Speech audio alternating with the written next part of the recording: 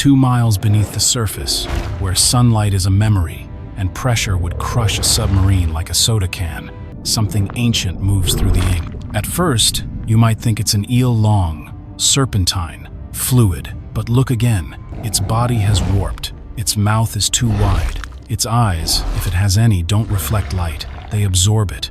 Down here, eels don't glide. They twist, they unhinge, they mutate. They've abandoned everything you thought made them eels, the sleekness, the stealth, even electricity in favor of forms so bizarre they border on alien. Some stretch 6 feet long but are thinner than a ribbon. Others carry needle teeth so large they can't even close their mouths. And some simply gave up having eyes at all. But why? Why would evolution abandon elegance and invent monsters instead? What force could warp the body of a creature so profoundly, so grotesquely, that it stops looking like an animal and starts looking like a mistake? This is not just a story of adaptation.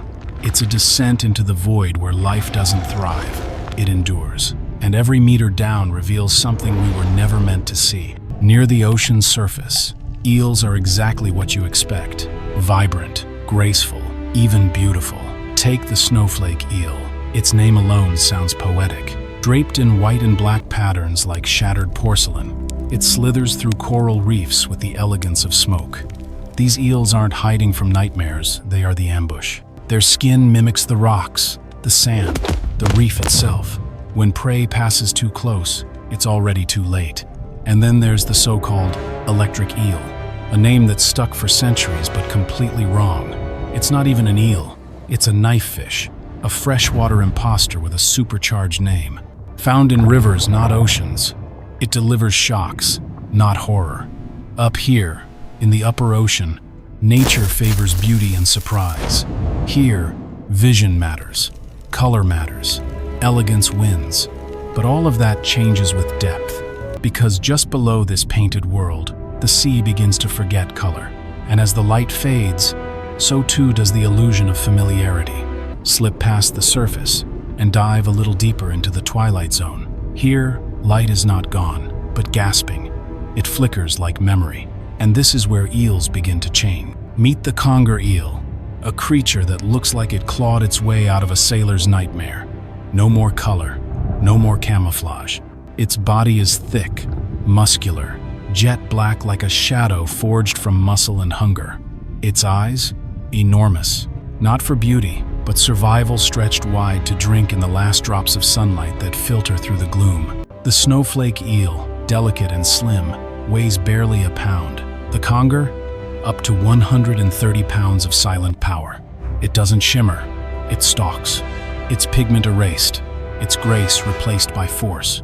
It is the ocean's first warning that something is wrong, or at least different down here. But strangely, it doesn't hate us. Divers say it's calm, curious even. But make no mistake, the ocean is building a new kind of eel, one without mercy. Why did the conger eel shed its colors?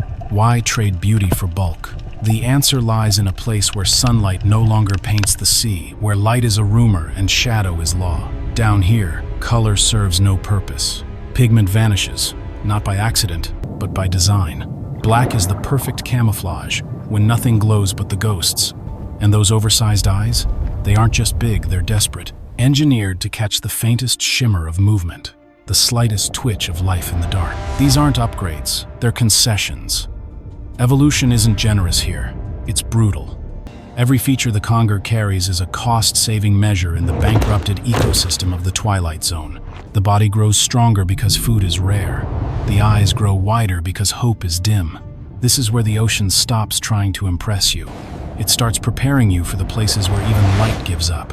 Past the twilight lies the abyss of pitch black, the midnight zone. Here, the rules change again. Eyes, once enlarged to capture light, begin to shrink or vanish. Because down here, light doesn't just fade, it dies. And so does the need to see. Enter the sawtooth eel, a creature so distorted, it barely resembles anything with a spine. Its jaw bristles with long, needle-like teeth that jut outward even when closed, locking its face into a permanent snarl. Its body is thin, translucent, draped in darkness, more suggestion than shape. And its hunger? Infinite. This eel doesn't wait for the perfect meal. It devours whatever drifts close, shrimp, fish, or even its own kind. In a world where meals may come once a week, if ever, there is no such thing as preference. You eat, or you disappear. And as these eels adapted to blindness, they unlocked something else, a savagery that doesn't rely on vision, only instinct. Here, nature doesn't reward cleverness, it rewards monstrosity. If the sawtooth eel is unsettling, the snipe eel is an optical illusion made flesh, a creature stretched so thin it looks like a mistake. Its jaw is elongated into delicate curves that can't even close properly. Instead of biting, it snatches fast and precise. Its backward hooked teeth act like invisible snares, snagging shrimp and drifting crustaceans mid-swim.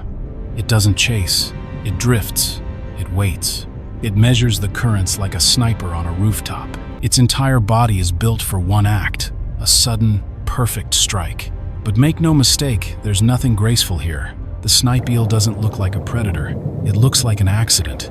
Its warped mouth, spindly body, and glassy eyes betray no intent. It's a ghost with fangs. Down here, beauty has no currency. Survival wears the face of deformity. And as each eel grows stranger, the question shifts from how do they live to why do they exist like this at all? Then comes the eel that feels like a glitch in evolution. Neosema, erythrosoma. Scientists don't even bother giving it a common name. It looks unfinished. Its skin is nearly transparent, glowing faint orange like an ember underwater. You can see its organs, every twitch of muscle, every pulse of fluid. It has no visible eyes. Whatever ocular remnants remain are buried under flesh, vestigial shadows of ancestors who once saw light. And yet, it survives. How? Not through sight, but through sensation. Along its body are nerves tuned to the movement of water itself, like fingertips stretched across its skin. It feels everything. Pressure shifts, vibrations, the whisper of distant movement. Discovered only in 2018, it's so rare we've barely seen it alive. It doesn't glide. It floats, like an idea barely formed.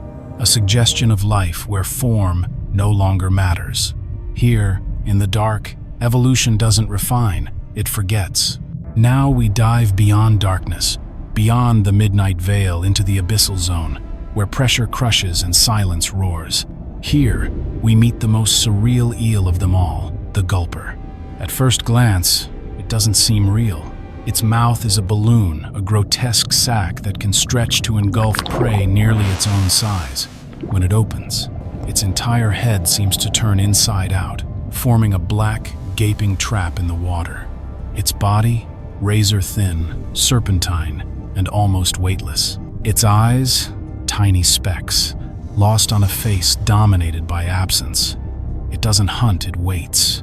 A single glowing tip at the end of its whip-like tail pulses like a lure in a ghost town. And when something comes close, it doesn't pounce. It consumes, whole, silently, effortlessly. The gulper eel isn't a predator in the traditional sense. It's a mouth with a shadow attached. And in this frozen, crushing world, that's more than enough. But what powers a creature built almost entirely of mouth? Where does thought begin when everything is designed for hunger? Inside the gulper eel's massive skull lies a brain no larger than a pea. It's not a command center, it's an afterthought. Most of its head is empty space, flexible skin, and coiled muscle, a chamber engineered to stretch, not to think. Its intelligence is primitive, but that's not a flaw. It's strategy. When the world demands only one thing to eat or vanish, there's no need for complexity. The gulper doesn't plan, doesn't chase, doesn't adapt. It waits, it gulps, it survives. And maybe that's the most terrifying part. In a world where minds go dark, the body becomes the only tool left. And evolution has sharpened this one into a perfect, mindless trap. Just when you think the gulper eel is the end of the line, evolution takes another step into the absurd. Meet the deep-sea swallower, a creature so extreme, it barely qualifies as an eel anymore. It doesn't swim so much as drift, an elongated sack of skin wrapped around a singular mission: engulf and digest. Its mouth? wider than its own body.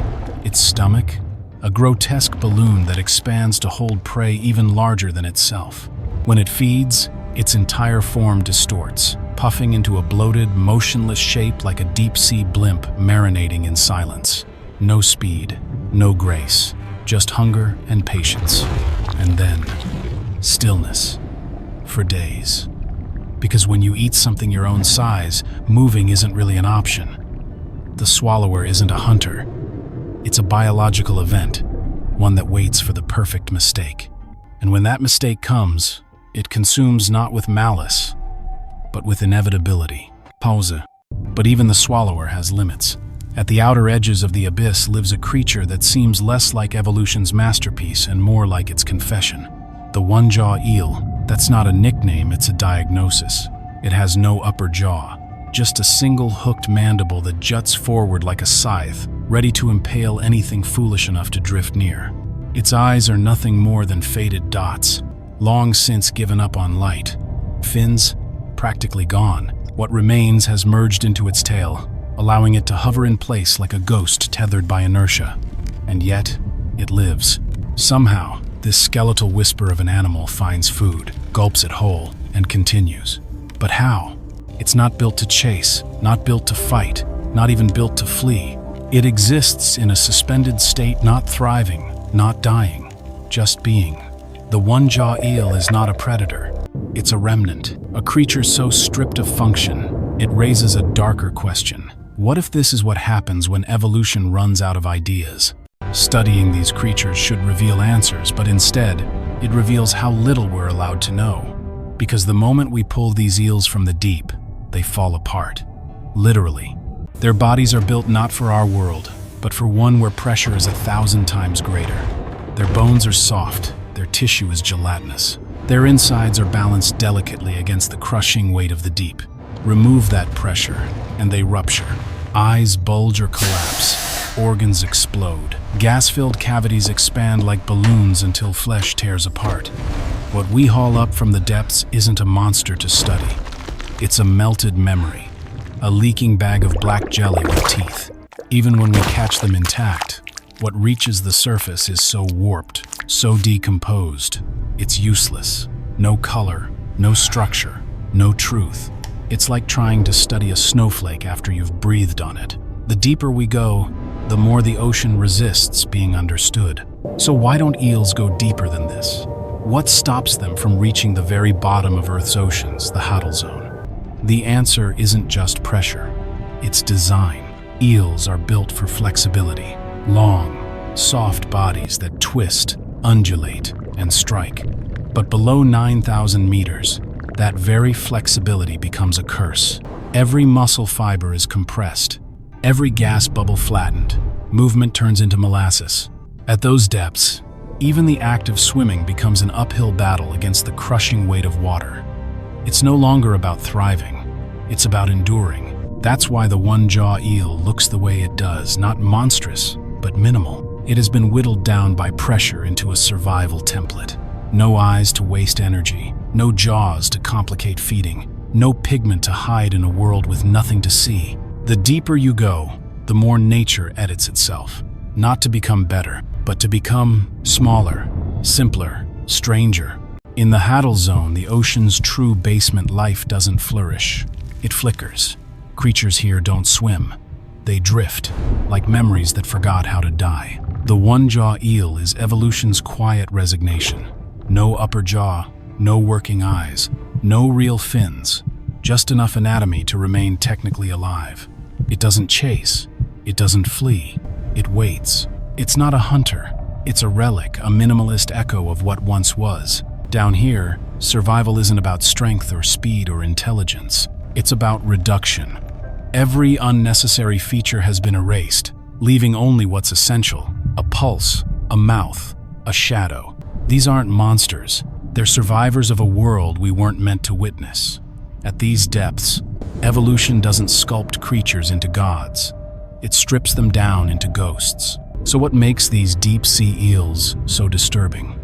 It's not just the teeth, or the absence of eyes, or the cavernous mouths that unfold like origami nightmares. It's the feeling that we were never supposed to witness them at all. These creatures evolved in silence, sculpted by darkness and pressure over millions of years, far from the gaze of light, or us. They weren't meant to be seen, let alone understood. And yet, we peer into the deep with machines and lights, catching flickers of something so alien, it rattles something ancient inside us. The fear of the unknown, of what lies beneath. Because maybe the horror isn't that these eels exist. Maybe the horror is that they've always existed and we're only now catching up. The ocean didn't hide them. It protected us from knowing. And every time we glimpse one, distorted on a blurry screen or dripping from a research net, it whispers something back. You don't belong here.